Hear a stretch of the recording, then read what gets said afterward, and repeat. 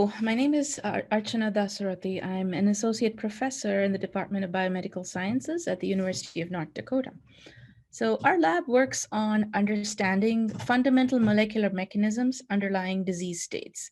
So really what we're interested in is how signals in the environment of our cells can trigger changes in gene expression. So when a cell encounters something in the environment, it can change its response by altering expression of genes. So it turns some genes on, others turn off. And this is a normal process. However, if the signaling mechanism is changed and the underlying mechanisms are altered, then that can lead to disease states. So we're trying to understand these mechanisms, collectively called epigenetics, that govern how a gene can be turned on and off in both normal and disease states. So this is very distinct from genetics. And so in genetics, that if a gene is mutated, it's completely changed in its structure.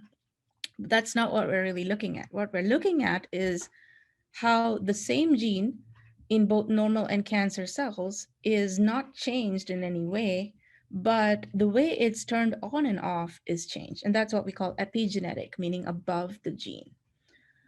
We also want to understand how these mechanisms change gene expression and then in turn lead to changes in the behavior of cancer cells. So in other words, their behavior would be something like, how does it respond differently to become resistant to drugs that would normally kill a cell? And the third thing we want to understand is how these changes are propagated from one cell to another. Every time a cell divides, these epigenetic changes are also propagated to the daughter cells, leading to the prolongation of that disease state. Finally, one big reason we want to understand all this is because epigenetic changes are reversible. Unlike, if gene gets mutated, it's very hard to change that unless you use something like CRISPR. But epigenetic changes can be easily reversed by drugs that are currently being used in some clinical cases. So that's one of the big reasons why we want to study this mechanism. So on the NDACES project, we are still looking at some of these epigenetic changes using breast cancer cells, but we're taking it a step further by not only looking at those changes growing cells in a two-dimensional flat surface, we're trying to grow them in a three-dimensional manner, because growing cells flat as 2D states could be very different from them growing in a 3D state.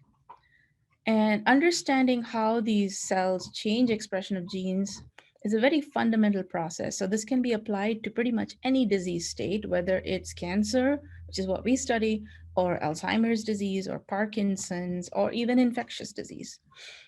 Students can learn a wide variety of techniques in our lab. How do we grow these cells in different cell types, different conditions, basic molecular biology techniques, but also we can sequence entire epigenomes of these cells. So we are really generating large amounts of data that is often termed as big data. So really we're at the interface of biology, chemistry, and computation, informatics. So biology, biochemistry, and genomics. So it's a very multifaceted approach to science.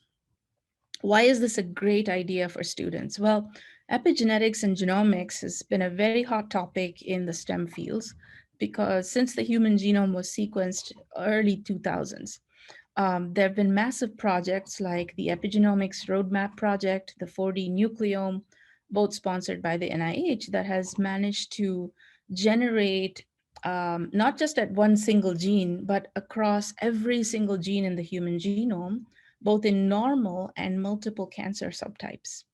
So breast cancer, prostate cancer, bladder cancer, all of these different types of cancers have had their epigenomes mapped using data from patients. So as you can tell, this is a huge amount of data, and understanding how to integrate and study this and actually glean information about the epigenetics mechanisms and how these are altered in cancer is obviously the basis behind how you can design drugs and other interventions to treat patients.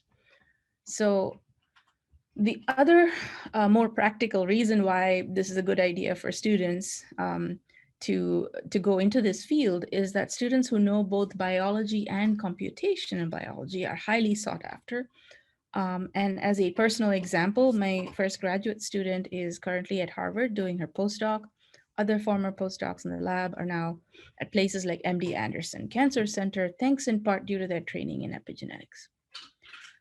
And other than grad students and undergrads, we have had high school students in the lab before. One of them actually won awards at the North Dakota Science Fair. So high school students, if you are interested, if you're curious about science and you're willing to work hard, come join us. We have fun with science beyond just um, working hard all the time.